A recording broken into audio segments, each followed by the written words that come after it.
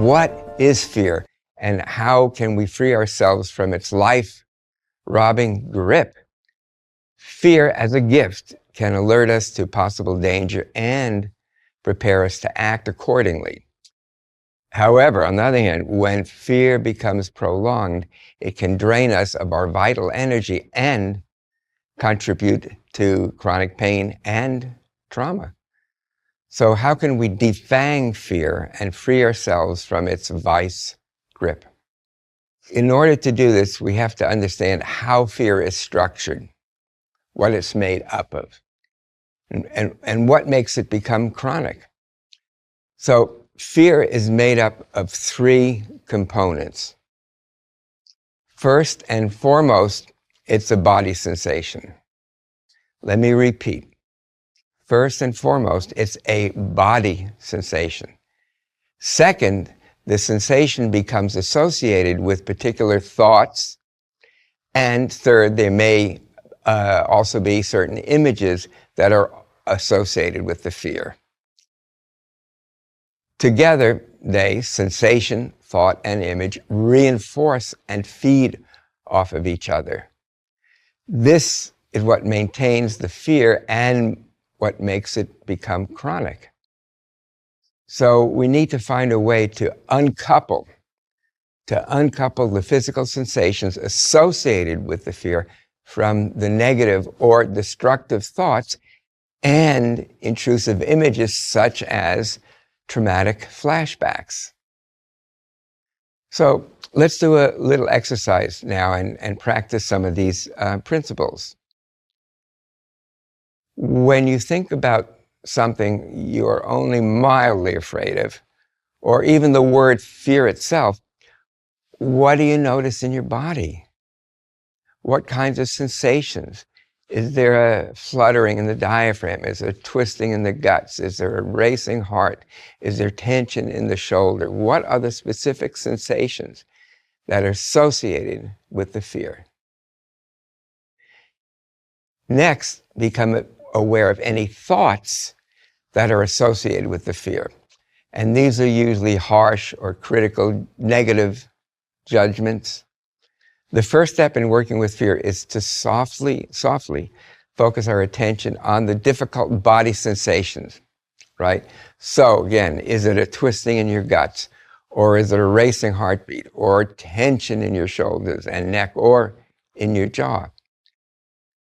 Whatever these sensations are, just for now, just notice how they change. As you focus on them, as you observe them, do they increase, decrease, remain the same, or change somehow to something else? So just take your time and notice how they change, when they change.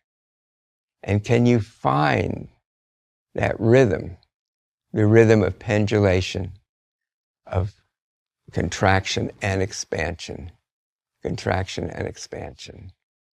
One of the things about fear is that it's everywhere. When you turn on the television and you watch the news, you're exposed to fear. What happens when we have these thoughts? So one way of dealing with the thoughts is noticing the thoughts and then returning to the sensation, whatever it is, because it's most likely has already changed.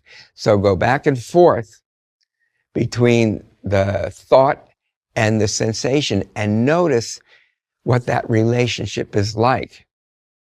The thoughts actually reinforce the sensation.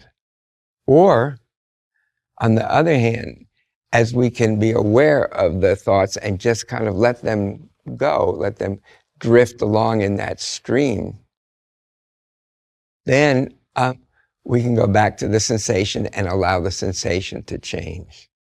And as it changes, it will change the way the fear is experienced, the way it's experienced in your body. Also, there may be images that come up when you're scared. There may be an image of a time when you were scared some time ago, maybe even a long time ago. So when you have those images, is just notice what they are, allow them to come into your consciousness, into your stream of awareness, and then just letting the images go, and then again returning to sensation, to your bodily sensations. We frequently get stuck with our thoughts. And I think we don't even realize that it's a thought. We mistake it for reality. So the thought, I'm never going to be able to get rid of this pain. That thought like that has a lot of power. It really does. So what I suggest you do, at least try this, is when you have a thought, first of all, notice that it's a thought, and then prefix the thought with this sentence.